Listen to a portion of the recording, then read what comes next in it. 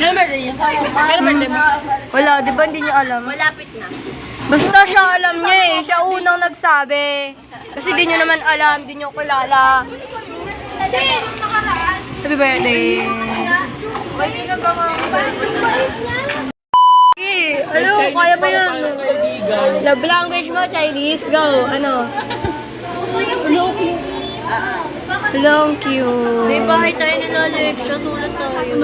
Biyo kung sabihin niyan, tao ka, hindi ka lang bahay. Yung malapit ng bahay. Oh, thank you so much. Oh, you're really comforting. Ako sabi ni Sa bahay namin meron comfort. ano na? Quarantine. Medyo mababa. Pero huwag niyong tatawa, hintayin niyo magalit bago kayo tumawa, ha? Go. Hoy, ang tatawa, maglalagay doon, ha? Wala pa. Doon, lalagay doon. Wait. Gusto kami kumain, and this is this muka, and this muka. Yun lang. Bye!